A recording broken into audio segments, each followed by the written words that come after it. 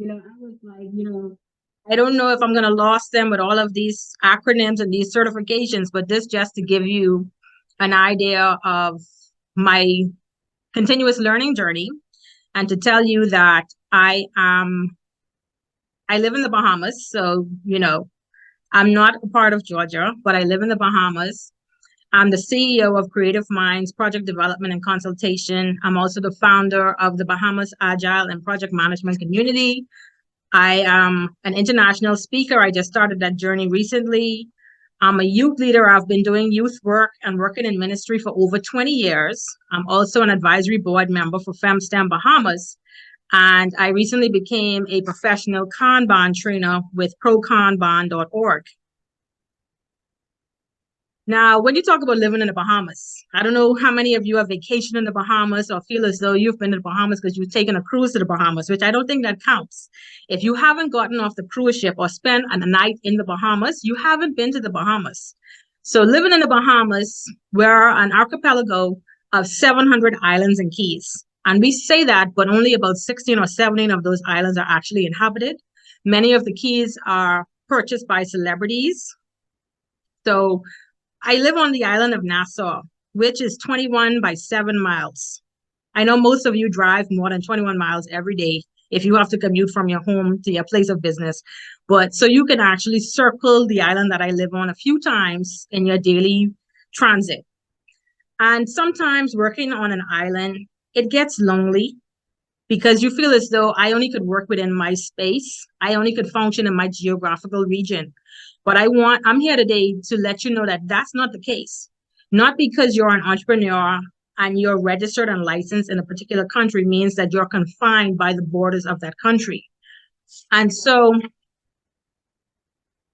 one of the first things that I did was become the first professional Kanban trainer in the entire Caribbean region and the only one in the Bahamas. And these photos were taken at an event that I went to in January of this year in Alpharetta, Georgia, with prokanban.org, where we actually had a session where we did a face-to-face and a train the trainer. And being a newly certified trainer, I actually took the money that I made from my first training course and reinvested that into myself and attended this event because I felt it was important to meet fellow trainers and to also meet the founders of this organization who I wanted to build a relationship with. I knew that I wanted to be a trainer for a while. This is something that is a boost to my business. And so meeting them and networking with them was an investment that I decided to make. And that happened in January in Alpharetta, Georgia, at the Improving headquarters. And for those of you who says that Black people don't get a seat at the table, I'm seated at the table. So in that picture at the bottom, I actually have a seat at the table, and they were very interested in my ideas about how they can improve the organization. So I did have a chance to dialogue with them and give them my perspective about what's going right, what's not going right, and how they can improve the offering, not only for trainers, but for students. And I travel with my flag. So what is Kanban? Kanban is a strategy for visualizing the flow of work that optimizes effectiveness, efficiency, and predictability in workflow. So that's what Kanban is. And I travel with my flag. Like I said, I'm a very proud Bahamian. So everywhere I go, you'll see me with my flag. And when I pull it out, persons are like, where she's going with this flag? That's very odd. So I just make them take pictures with me anyway. So a stat by Harvard Business Review, they said that 80% of professionals say that networking gave them a more meaningful and successful career. And in researching for this presentation, I went on your Georgia Notary Network's website. And it says that you're a community that wants to connect, learn, and expand business opportunities. And it actually had a frequently asked questions section. I say, how do we do this? As a new notary, how do you get business or how do you get assignments as a notary? And they advise you network locally and online, attend events, join groups, and make connections. So you'll see that a lot of networking is about making connections, building those connections that are strategic to help you with your business. Why should you do this? What are the benefits? So the benefits are you get access to diverse markets and customer bases. Like I said, I live in the Bahamas. Our population is not even 1 million people. We may have 500,000 people living in the Bahamas. So as a trainer, a professional Kanban trainer, my base is not in the Bahamas. I don't seek students in the Bahamas. My student base is global, international. My first class, I had a student from Singapore. I had one from London. I had 3 from the US, and I had 1 Bahamian sitting in that class. So that goes to show you your diverse market and your customer base doesn't have to be limited by where you are geographically located. And also a benefit is learning from different cultures and business practices. One of the things that I found interesting in working with different cultures is that Bahamians think a certain way. We would think that having a slide deck that show your professional accreditations is, being, they call it, think you're better than people, or, you're braggadocious.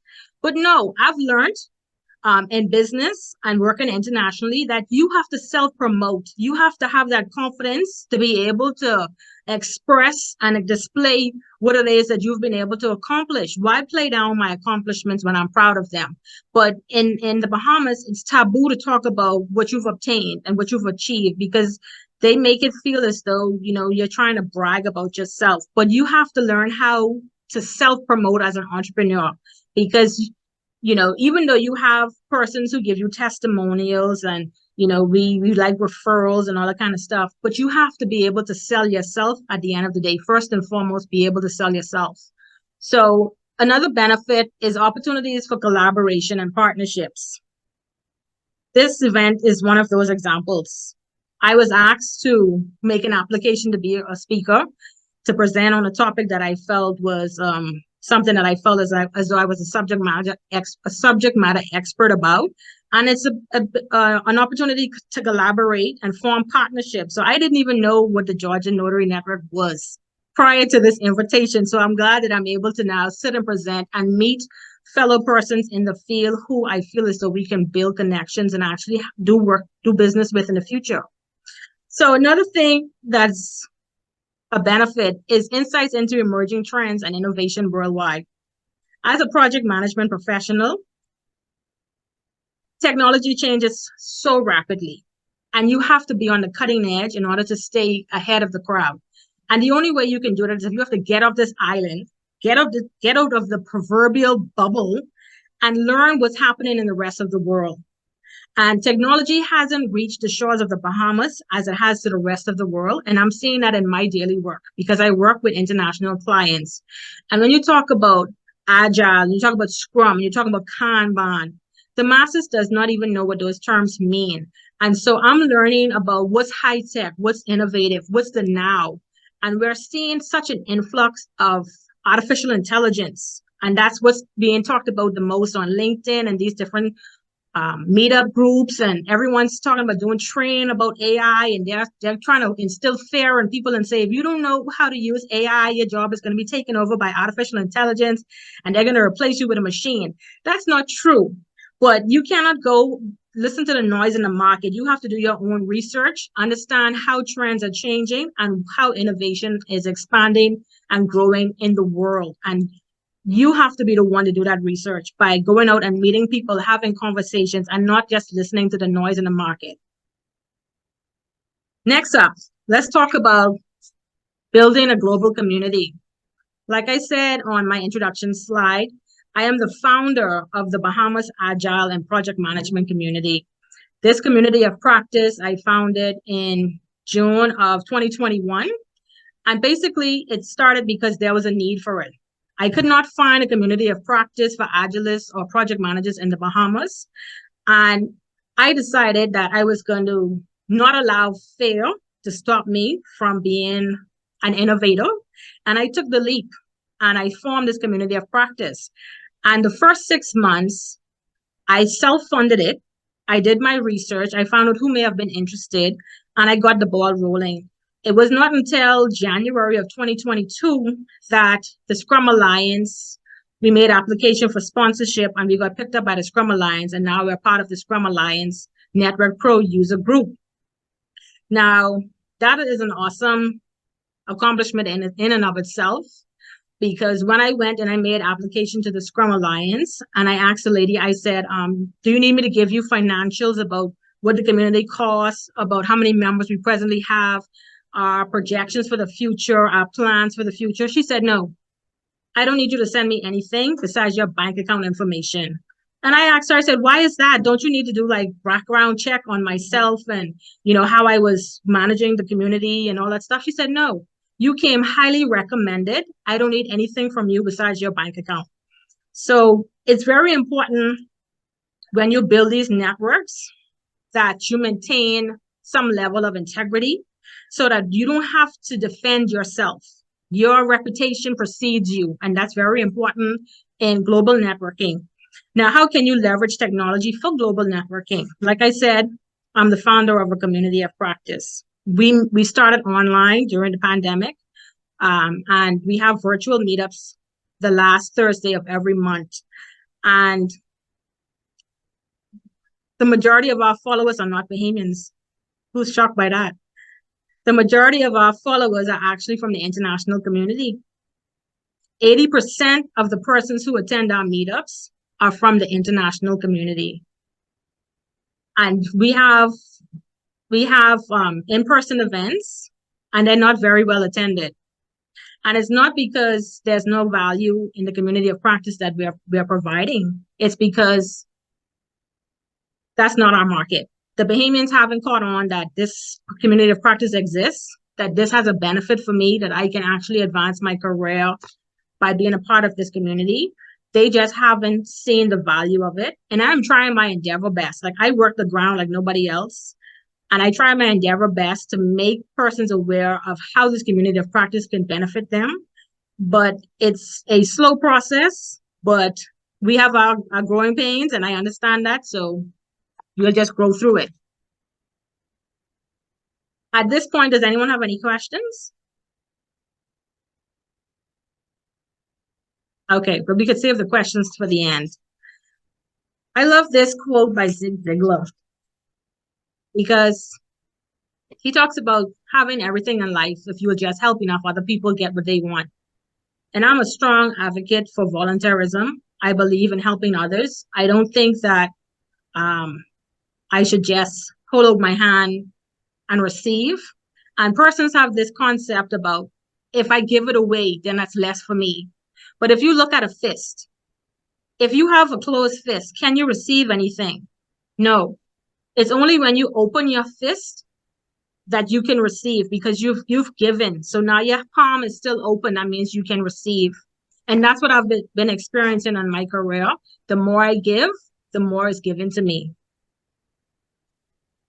So, strategies for building and nurturing global relationships. These are some of the things that I've actually put into action. One of them, being authentic. What you see is what you get. Ain't no flaky, fakey, nobody around here. However I am is what I am. What you see is what you get. And when I interact with people, I say what I mean, and I mean what I say. And sometimes they're like, well, I can't understand your strong Bahamian accent, but I'm comfortable with my strong Bahamian accent. And I believe in, if I told you I'm going to be somewhere, that I show up. So your word has to be your bond. Nobody wants to engage with another person who is, first of all, not going to treat them fairly and is not going to honor their time. We actually have a thing in the Bahamas called Bahamian time. I don't believe in it. I don't subscribe to it. But it's like, because people say we live on an island, everybody is relaxed and they go on this island time. So you're always late. That's not no true. I'm a project manager. First and foremost, I know that there's 86,400 seconds in every day. And if I don't make the most of my time, then that's shame on me. But that goes both ways, because if somebody tells you to show up for a meeting at 10 a.m. and they're at their office, but they want you to sit in the waiting room for half an hour because they want to act like they're so busy, and what they have to do is more important than what you have to do. They're not respecting your time. So I would say, do not allow anybody to waste your time, and vice versa. Do not waste people's time. Try to be as punctual as you can in everything that you do, and be authentic and genuine in your interactions with people, because they will respect you for the little things first. Reciprocity. Like I said, an open fist and a closed fist, there's a difference. When you give, you will get. And you have to value your network. Don't make relationships transactional. Please don't. Don't look at someone and say, how can this person advance my career? How can I make money off of this person? How can this person support me? If you go with the attitude of, how can I help this person? Then you don't even have to get that return from that individual. The return will come in some other form. But if you have a genuine desire to help people, you will always, the universe will work in your favor. Let's put it like that. The universe will work in your favor, and you will get whatever it's coming to you, and you will get benefits from that. But, it goes to being consistent and persistent in your efforts to build community. Nothing happens overnight, and nobody reaches the top in a minute. It's a journey, and we have to accept the growing pains, the successes, as well as the challenges, and know that every failure is an opportunity to learn and an opportunity to grow. So don't think if you make one move into building a relationship and somebody does something that makes you think twice, or you get timid about going out and being vulnerable again and connecting with people. You have to learn from that experience. Don't allow persons to cause you to go back into your shell and say, well, I don't want to be out there. I don't want to connect with people because people aren't real. People are fake. That's just wasting my time. Every relationship is different. And normally you would find that when you're a genuine person and what you give, that person will see the authenticity in your attitude and everything that you do, and they will treat you accordingly. So you have to, first of all, make people realize that there's a certain level of treatment that goes with you, and put some respect behind your name. Like stand for something. If you said, listen, the meeting is at 10 a.m., don't sit around in nobody's office for 10:30, 11 o'clock waiting for them to come and address you. Listen, I went to meetings and persons tell me come at a certain time, and they'd have me sitting in the waiting room. 10 minutes, that's it. I would tell the secretary, please rebook me because my time is valuable. I don't have time to sit down and wait in this person's office until they're ready to speak to me. So build your relationships, know what you stand for, be authentic, be genuine, practice reciprocity, and be consistent and persistent in your efforts to build your community. Embrace diversity and inclusivity. I had to learn this because being in the Bahamas, our culture is different from the culture in the US. So DEI is something that I had to personally invest in and learning about, because our practice and our customs and our norms are different from working from people internationally. And the pronouns was a big one for me. So when somebody joined my project team and they said they want to be addressed as them and their, it was hard for me to understand the conversation, because when the other team members would come in the conversation and say, well, they something, something, something. I'm like, who's they? I didn't understand the pronouns, because in our culture, they and them and their means more than one person. I didn't understand that you could have a pronoun that is singular for something plural. So I'm still learning how to adapt to those different aspects of diversity and inclusivity, but it's a learning process. And I do explain to persons, listen, I'm not familiar with that. I don't mean any disrespect. And, please allow me to learn how you would like for me to address you. It's a learning curve, but it's something that I want to pay attention to, because I don't want no one to feel as though I'm disrespecting them in the way that I communicate with them.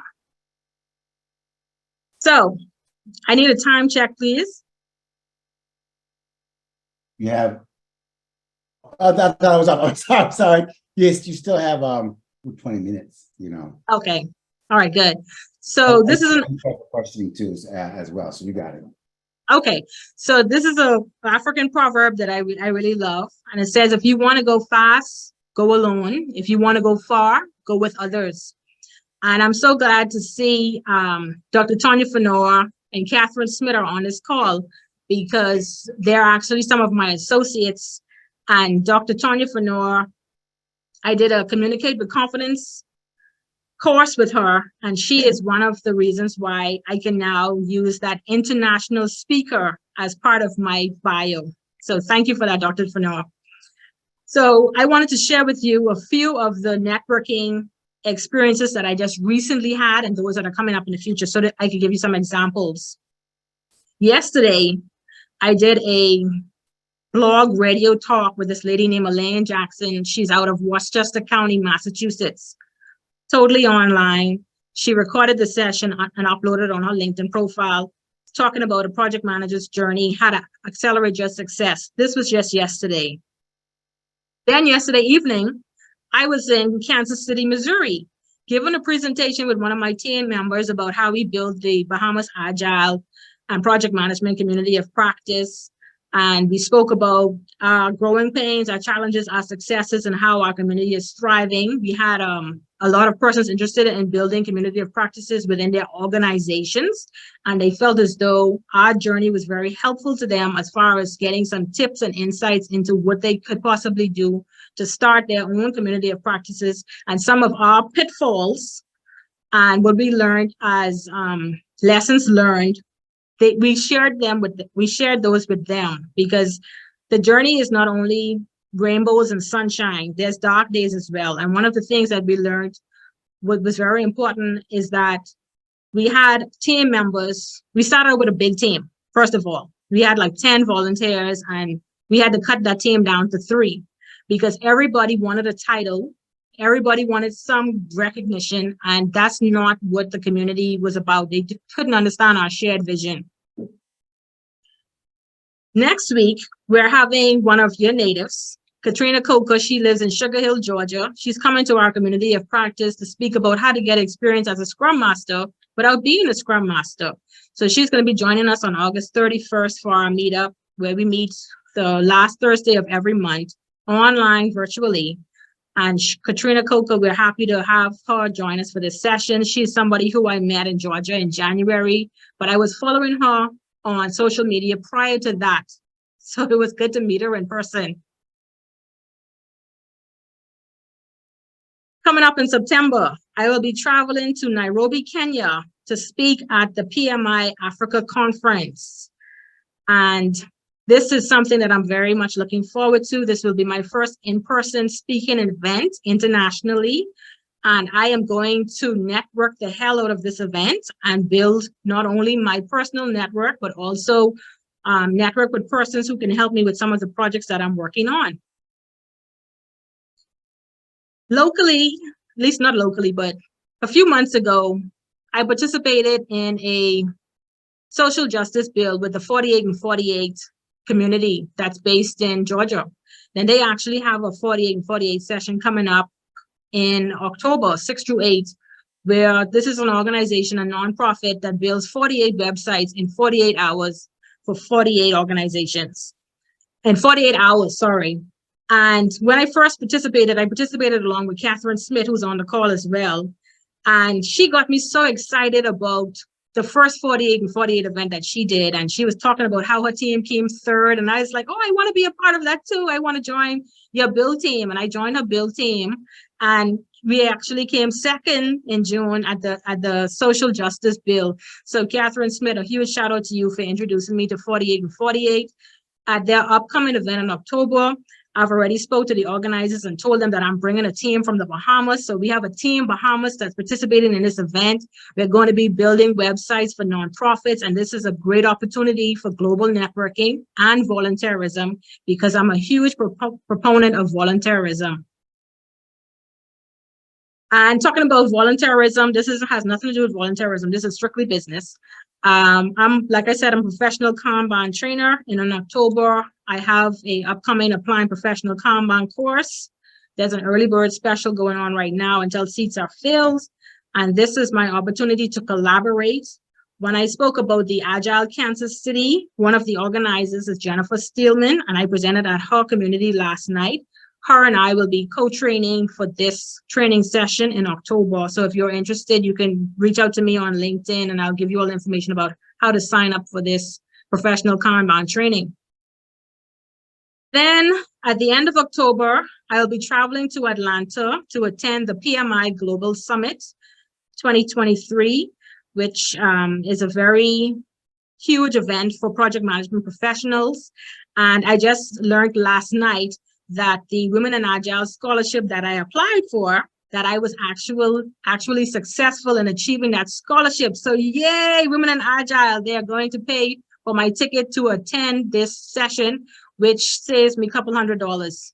So I'm really happy about that.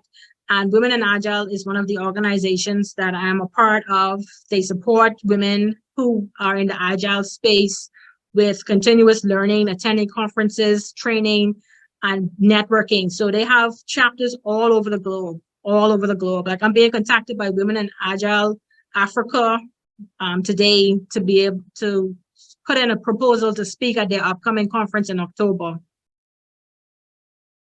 As far as projects that I'm working on, I am engaging with the Avasant Foundation, which is a youth empowerment organization.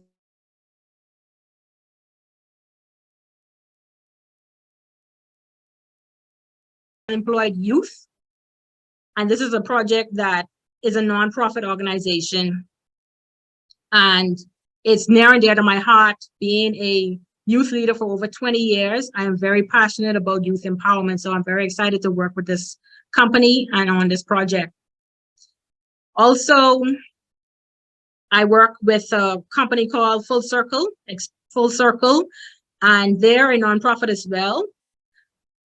And actually, Dr. Tanya Fenor and Catherine Smith are part of our Wisdom Circle team. So they're advisors with Full Circle. And this is an international project that we're working on, building a platform for virtual Black storytelling centered on Africa and the diaspora. And we're people with purpose acting to change the world. And Catherine Smith actually is the web designer for Full Circle's website. In conclusion, I know I spoke a long time, and I hope you guys caught a lot of nuggets. But in conclusion, I want to let you know that all of the things that you saw me spoke about, it didn't happen overnight. It took a lot of networking. It took a lot of building connections. It took a lot of effort on my part. And I set goals. So as a project manager, I know the importance of setting goals, being realistic with those goals, having a plan, and taking action. And it's so important. The third step is so important because you could have all the goals in the world, but if you don't come out of your comfort zone and take action, nothing will ever happen. So that's my takeaway. That's my final note to you. You have to be proactive. You have to be the one to go out there, put yourself out there. You can't sit in the room and say, woe is me. I don't have a network. No one's following me. I can't get business. You have to go where the people are. You know, at one time I used to call myself an introvert, and people was like, that's not true. You're not an introvert. You're very much an extrovert. You're out there, you're talking to people. But it's the process that happens before the on-screen part that nobody sees. It's that part where I have to tell myself I could do it. I have to be my own motivational coach and tell myself, you can do it, you can do it. And then it's something powerful that happens once I put on lipstick. I feel like, you know, once you have lipstick on, you can sit in front of the camera and accomplish anything. So that's my superpower. And I hope that you would take advantage of the opportunities, not only in Georgia to expand your network, but you would see that coming from an island girl who lives on an island that is only 21 miles long, that I can expand my global reach to the world. I can get offers for speaking events internationally. I can network with persons, serve in different capacities, give of myself, and receive. So I encourage you to have that same mindset. Know that nothing is impossible. There's no such thing as can't. Once you put in the effort, you will reap the rewards. And I want to thank you so much for allowing me this time to speak to you and share my experiences. And I hope that we can meet in the future with a mutually beneficial connection. Thank you so much.